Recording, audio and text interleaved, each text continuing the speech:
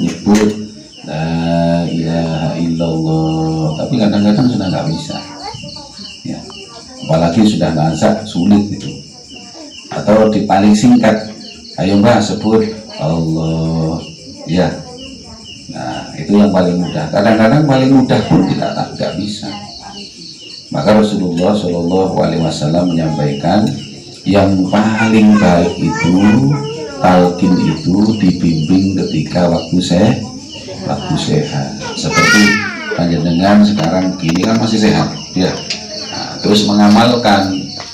Nah, yang diamalkan adalah kalimat la ilaha illallah yang pertama.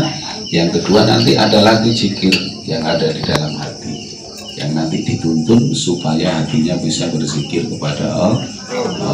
Karena yang dijamin masuk surga itu hanya orang yang mampu mengucapkan kalimat la ilaha illallah di akhir hayatnya ya. Akhiru kalami bila ilaha illallah jannah.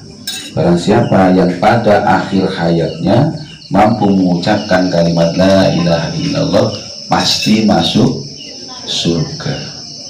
Atau kalau ini biasanya begini, saya itu pernah ini ada ikhwan ya, maaf saya nggak tahu ini kalau sudah waktu umurnya sudah waktunya kembali kepada Allah, waktunya mati, ngomong-ngomong kan berdiri, terus tiba-tiba itu menyampaikan begini, Siji aku ngeluh, tiba-tiba jatuh terus kok ada yang nampani di belakang ini, ada orang, jadi jatuhnya nggak ke lantai. Terus habis itu saya tidurkan ini, terus seperti tidur ngorok ya. Kok turu kira-kira belum 1 menit, jadi ilat ini ya, lidahnya ini ditetek-tetuk ke atas, ketarik ke dalam, kan udah nggak bisa dituntun la ilaha illallah. Bagaimana caranya? Makanya di sini diberi lagi zikir satu, nanti itu ada yang di dalam hati.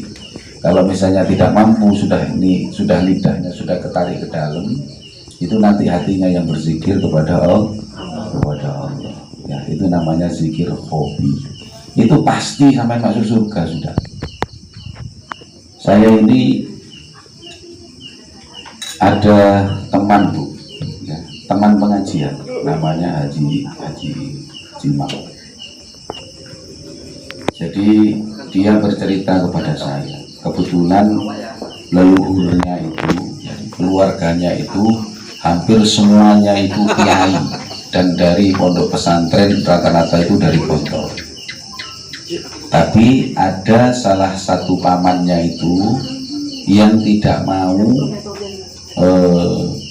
mengamalkan yang seperti amaliyah kita, orang-orang NU biasanya itu tidak mau ziarah, pokoknya itu dianggap bid'ah ya, tahlil nggak mau. Tapi ini jadi dosen nih, dosen di IAIN, lulusan Gontor ya, terus tiba-tiba sakit mamanya. Karena sakit ini disambangi sama ikhwan ini, sama teman saya ini, disambangi ke rumah sakit. Ketika sudah disambangi ke rumah sakit, waktu mau pulang ini tidak boleh pulang. Man ojo mulai no gini aja. Loh, aku mulai. Saya ini mau pulang ojo sih. Iki sering diparani makhluk-makhluk itu wakil marani aku. Jadi banyak yang datang sekarang ini. Tapi ketika sampean ada di sini, ini nggak ada semua ini. Jadi melayu kabeh. Kon niku duwe amalan opo kok isi melayu kabeh. Jadi aku keenak, biasanya iki sing paling rajin. Aku ini bijak karo makhluk iku gak ngerti ku sapa, tapi nawane aku dikongkon mlebu Kristen. Rajin. Pokoknya sering teko iku ngejak aku dikongkon mlebu Kristen. Lah wis mlebu Kristen pasti mlebu surga. Nah iki lek awakmu teko rene iki kok gak ono kabeh wisan iki. Kira-kira aku iki enak saiki mangkane kono aja muli jare. Akhirnya ditawari si pamannya ini, wis ngene man, sampean gelem gak didongakno karo kiaiku supaya sampean enak. Didongakno tok lu gak gelem Pak. Iya, kalau aqua itu Pak mau minum kalau saya gelas, lek aqua didongakno kiai gak gelem deh, sirik ya. Nah si Ikhwan ini tahu kalau pamannya itu berpaham-paham, ya paham Wahabi, yang tidak mau barokah itu nggak mau. Makanya ini agak repot, didoakan nggak mau, apalagi diberi air. Ya kalau ngasih air itu harus segelan. Kalau nggak segelan nggak mau minum. Nah akhirnya si Ikhwan ini pulang ya, datang kepada guru kita ya, Al-Mukarrom Pak Kiai Ali, disampaikan ini paman saya ini sedang sakit, tapi karena ini pahamnya bukan paham ahli sunnah, bukan orang NU, jadi kalau dikasih didoakan apalagi mendengar ditalqin atau diberi air itu pasti nggak mau. Tapi bilang saya begini, Ikhwan ini, wis apa wis nekat, tak jalur banyu nang yai ini. Akhirnya minta air 2 botol, didoakan. Nah, setelah didoakan ini air ini dibawa ke rumah sakit sama Ikhwan ini, dibawa ke rumah sakit. Ketemu sama pamannya, karena membawa air itu ditawari, wis Ikhwan ini wis ngomong gini, bah diumbi lah tak diumbi tak diumbi. Ditawari, dikasihkan ke tamannya di tadi. Man, iki aku nggawa banyu didongakno karo Pak Kiaiku. Sampeyan gelem ngombe apa enggak? Enggak. Ya. Gak gelem, Pak. Terus habis itu ya masih ditunggu kira-kira 10 menit kemudian. Nah, si Ikhwan ini dipanggil. Si ini gak apa-apa wis aku tak nyoba ngombe banyumu ya. Soalnya lek awakmu teko rene iki kabeh sing jin-jin niku ilang kabeh ya. Aku tak ngombene banyumu ya. Akhirnya diminum air dari Pak Kiai Ali. Setelah diminum terus bilang begini, Man, banyumu iki cek seger iki. Teko ndi ya. Enak ya awakku saiki ya. Mangkano sampeyan niku wong teke banyu ngene tok lho ditengano lho gak gelem. Saiki ngene, lek sampeyan iki wis ngombe banyuku enak, seger, ya. Ya apa lek misale kok kiai kurene sampeyan ditungakno. Maksudnya supaya ditalqin. Karena lek ngomong bahasa talqin gak kira gelem, Pak. Wong Wahabi gak mungkin gelem. Ya. Akhirnya nggak mau Pak, wis gak usah. Tapi banyune kalian go muli.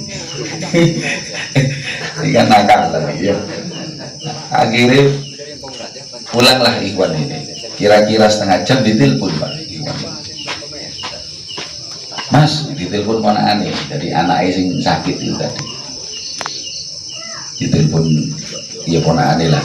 Mas sampean dikongkon rene apa? Abi. Gelem Abi gelem ditungakno. Seneng. Ya, si Ikhwan ini seneng, akhirnya izin sama Abah Ali, izin, akhirnya yang diutus Ustaz Muzaki untuk memberikan talqin. Tapi yang diberikan itu talqin zikir hobinya. Setelah itu ditalqin, ditutup, bisa berzikir hatinya. Seminggu kemudian itu didatangi lagi sama si Ikhwan.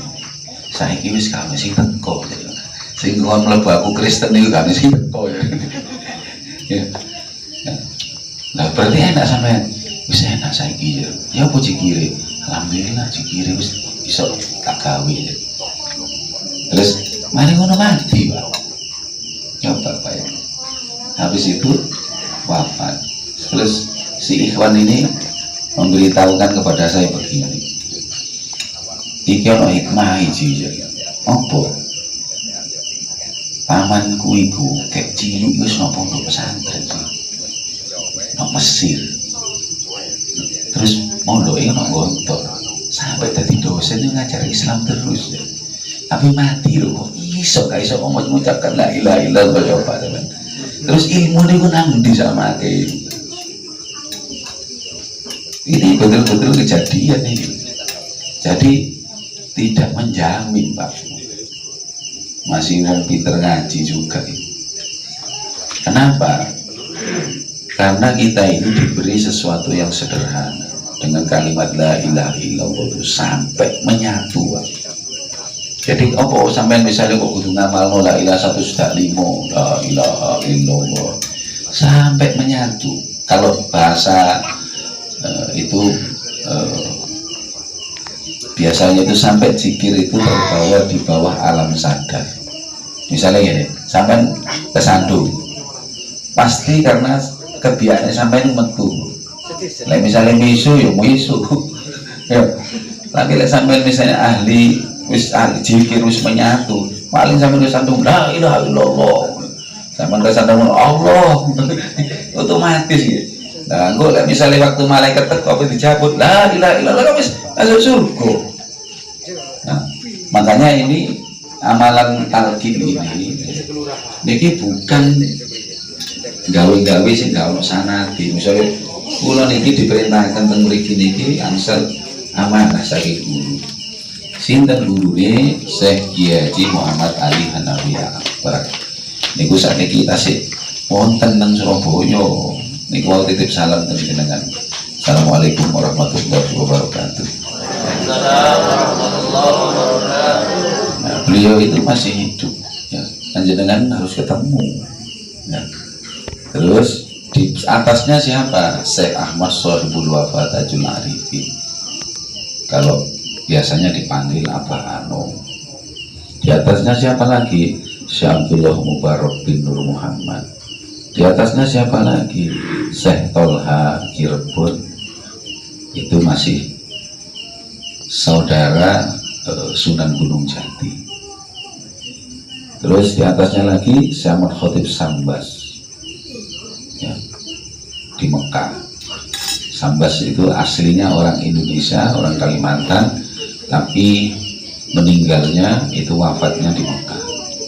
Di atasnya lagi siapa? Syekh Samsuddin, Syekh Nuruddin, sampai Syekh Abdul Qadir Jailani, sampai Sayyidina Ali, sampai Rasulullah, sampai malaikat, sampai Allah Subhanahu wa Ta'ala. Maka zikir niki buatan produk pondok pesantren Suryalaya ya, boten. Jadi sanatnya itu diambil secara silsilah, sambung. Ya, sambung. Sampai masalah nopo panjenengan mangke niku lek mengamalkan zikir niku kalau diambil dari sanad yang sambung. Kalau ada salahnya sampai bukan salah. Tapi lek sampean ngamal karepe dhewe, lek salah ya salah sampean dhewe. Makanya zikir-zikir kadang-kadang lek mlebu wilayah tarekat tasawuf spiritual, nopo kadang-kadang ono sing stres gitu. Karena tidak dibimbing oleh ahlinya. Misalnya orang-orang ono wong ngedekno mbok padepokan mbok ya ngajar ilmu-ilmu hakikat, ilmu ma'rifat. Nah, ini sing bahaya. Karena di dalam Al-Quran Allah itu sudah berfas'alu ahlan dzikri kuntum la ta'lamun. Tanyakan kepada ahli zikir kalau kamu tidak mengetahui. Komenang ahli ini lah enggak, waduh bisa konslet iya lah ngamal biasa-biasa nih. Tapi lek ahli ini gampang. Kalau sampai lu duwe sepeda motor rusak, mula-mula sampai dadakno tukang kipas angin. Iya. Ya iso bongkar tok balekno sing gak iso ngono. Tapi lek sampean balik nang Honda kan pasti iso. Honda pasti servisnya Honda. Terus ate Honda ono kunci rahasiane bisa. Sepeda motor ono kunci rahasiane. sang ibu sing gak ada, terus bayi nyelang, ya moro-moro dikontak di starter, kok gak iso urip, ya gak iso urip, wong sing nyekel kontak, kunci rahasianya iki, barang dibuka cetek ini terus mari, lu kena, padahal ini tok, kalau karo ilmu zikir, kalau misalnya tidak tahu ya soal muncul kitab iki misalnya, sampai muncul gimana, mumet iki ya, tapi ditalkin dhisik itu gampang muncul iki. Nah, zikir itu syaratnya itu diambil bersilsilah, tidak membuat sendiri. Karena ini permintaan Sayyidina Ali karamallahu wajhah kepada Rasulullah Shallallahu Alaihi Wasallam. Tambah lagi wonten ini. Ini keterangan ini wonten fadilah bab zikir. Jadi Sayyidina Ali itu memohon kepada Rasulullah, wahai Rasul, berilah saya salah satu amal yang paling mudah untuk diamalkan, yang paling gampang, yang paling cepat menuju kepada Allah, terus yang paling tinggi di sisi Allah. Maka karena ini permintaannya Sayyidina Ali, napa Sayyidina Ali waktu itu buatan ngamalakan zikir, ya sampun bu, ngomong ngamal la ilaha illallah bisa, pada kali-kali jenengan nih. Sampean saiki misalnya yang mriki kan dia ngamalaken la ilaha illallah. La ilaha illallah, la ilaha illallah gitu. Nah, makanya kalimat la ilaha illallah itu yang pertama itu disebut zikir hasanah. Tidak digurukan.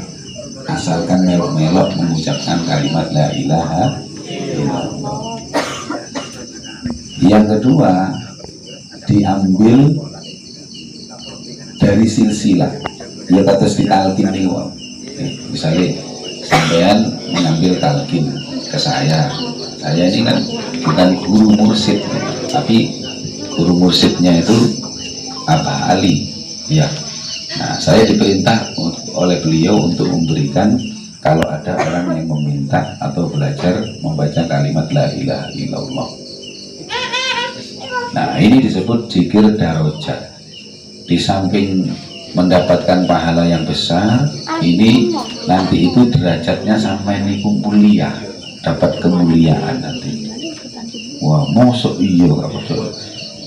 Ini bu, sampai zikir la ilaha illallah Nabi Musa itu nanti tanggal ketemu Allah. Ya Allah, adakah yang lebih amalan itu melebihi kalimat la ilaha illallah?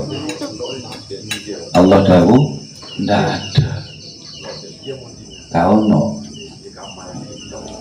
Wahai Musa, ketahuilah, andaikan langit dan bumi 7, andaikan 7 langit dan bumi dijadikan satu, nek bumi sampean setunggal kok pitu, situ ya. Iki Allah ngomong pitu. Andaikan 7 langit dan bumi dijadikan satu, dibendeng, ditimbang karo kalimat la ilaha illallah yang ditalkinkan itu tadi, misalnya sampean sebagian pun talkin ya, yang ditalkinkan itu hanya satu kalimat saja, itu lebih berat kalimat la ilaha illallah. Dan Allah mengatakan dalam hadis, sesungguhnya kalimat la ilaha illallah, karena kalimat la ilaha illallah itu adalah tegaknya langit dan bumi. Jadi langit dan bumi saat ini tidak bergeser karena kalimat la ilaha illallah. Makanya tiang biasanya lek ngamal Abdul zikri falam anal la ilaha illallah kan ngoten nggih. Nah, karena itu zikir niku lek umum dan harus disebutkan Abdul zikri niku pengumuman. Tapi sampean lek pun ditalkin iku jenenge karo dimumroh maneh wong sampean wis ngamalno. Engko sampai menjadi ahli la ilaha illallah. Nah, ini permintaan Sayyidina Ali ini kepada Rasulullah. Maka Rasulullah di sini disebutkan gomit ainaika, maka pejamkan matamu, kata Rasulullah kepada Sayyidina Ali. Pohon merem, terus kalimat la itu tarik dari bawah pusar ke otak, dirasakan. Terus dipukulkan ke dada sebelah kanan, ilaha, terus dipukulkan ke dada sebelah kiri, illallah. Ini sedaya ini wonten fadilah sedaya. Terus luar biasa. Masih kalau ngomong-ngomong luar biasa tentang banyak betul ngamalkan yo baru. Kaki ro. Oh pak sampai namal no baru. Kadang-kadang lu ngecek-ngecek ya yakin nih so. Mosok iki Allah wis ngumumno Abdul Dzikri sing paling dhuwur. Gak mungkin lo bujui. Kok iso? Yo ini males. Atau nggak yakin. Ya gak iso. Nah, wong kadang-kadang salah pocoane iku tapi yakin. Misalnya kalau lu ngekei amalan ya hayu ya koyum keliru ya kayu karena yakin kalau misalnya lu hati ya. Nah, ini termasuk pengumuman salawat Bani Hasyim. Allahumma sholli ala nabiyil hasimi. Ini pun ngapalaken kan? Muhammadin wa ala alihi wa sallim tasliman. Niki saking pundi niki riwayate. Jadi Syekh Abdullah Mubarak niku nggih guru kula panjenengan niki termasuk muridé Syekhona Kholi. Nah niki berjalan dari Jawa Barat, dari Tasikmalaya jalan kaki ke Bangkalan. Setelah sampai di Seholil, diijazailah sholawat Bani Hasyim. Dari riwayat itu disebutkan bahwa sehebat apa sholawat Bani Hasyim itu. Lalu Seholil mengatakan kepada Syekh Abdullah Mubarak, wahai Mubarak, ketahuilah sholawat Bani Hasyim ini, fadilahnya itu kalau diamalkan. Sekarang ini ada jamaah haji yang naik kapal tapi tenggelam, sudah mau tenggelam. Ya. Terus tangannya Syekhul ini memasukkan di tangan. Saya membaca sholawat Bani Hasyim. Kapal iki ya terangkat. HP wonten sing nyalane Pak sinyale. Jadi lek tangan ini tak lebur iki ya dimasukkan begini sama Seholil. Saya membaca sholawat Bani Hasyim. Nanti kapal yang berangkat haji itu dia tidak jadi tenggelam karena barokahnya sholawat Bani Hasyim. Tapi ojo cerita sopo-sopo sebelum kok jamaah haji teko rumokno temen nggak cerita kuwi. Iki sing haji ini tahun berapa itu? 1800 piro? 1800 sebelum 1900 itu. Jadi Syekhul itu memberikan ijazah itu karena ada jamaah haji yang kapalnya mau tenggelam. Diangkat sama Syekhul itu, ngangkatnya itu dengan membaca sholawat Bani Hasyim. Kalau jamaah haji ini datang, kamu tanya, betul nggak kapalnya mau tenggelam? Ternyata setelah ada jamaah haji pulang, ditanyakan betul, di tengah laut itu sudah tenggelam. Terus ada yang ngangkat, yaitu dengan Bani Hasyim. Jadi sampai misalnya sumpok kapal yang mau tengah laut bisa diangkat kok. Apa mana masalah? Apa gak iso? Ya males mau coba, males ngamal no. Akhirnya sumpah kayak kok sore ini kok ini ya. Nanti kalau salawati yang zikir kali sholawat itu betul tansal dipisahkan. Yang kedua baru-baru ini, jadi Abah Ali ya rumah kita butuhnya Abah Ali apa enggak? Nah ini gue sing sebelah Riki, wali-wali sedoyo nih. Kalau mau sing bukan wali, muridnya wali. Wonten ikhwan ini baru sekitar 10 tahun yang lalu. Ikhwan ini kebetulan pelayar, boleh iwak pak nang laut. Waktu mau berangkat layar niku bareng manake. Akhirnya yang datang itu cuma istrinya dan suaminya itu mohon izin. Setelah layar niku pak, di perjalanan itu dia bercerita bahwa kapalnya itu tadi tenggelam. Kapal itu pak, pak kena usaha. Mari ngono ono kupu itu nggo tasbih pak. Jadi tasbih dilingkarno nggone kapal Pak. Terus ditarik ambek kuku gitu. Iya. Nah itu ketika sudah pulang Pak, balik nang nggone Surabaya kene ya. Abah itu Pak digawano iwak iki kira-kira 2 meter Pak. Kaget Abah. Lah lapo kon kok nggone iwak aku gede di ini. Ada ceritanya Yai. Saya ini sebenarnya ditolong sama Yai. Kapal saya itu sudah tenggelam. Terus ada kupu-kupu bawa tasbih dilingkarkan di kapal saya. Akhirnya saya selamat, makanya saya mancing, saya hajatkan, dapat besar, pokoknya saya kasihkan Pak Kiai. Iya, jadi itu riwayat. Ini tas sih kejadian sih tas. Oleh tak ceritakan sampai isu. Kalau mahnya ya ini lah cerita mau terlalu akeh. Nah, saat ini sing niki sampun mendapatkan bacaan zikir doyo napa teh? Perhatikan Bu nggih. Saya kata kira-kira Bu jam 09.00 kudu mari. Biasanya jam piro ngaji? Ngantuk. Biasanya ngantuk ya ini. Ulo sik waduh padahal iki. Turune kok tambah bengi. Masa sampean ngaten wis ngantuk. Kira-kira lah misalnya ngene, mbok takir iki, mbok takek duit. Misalnya ono duit 1 juta. Tapi ngenteni sampai jam 12 purno mboten.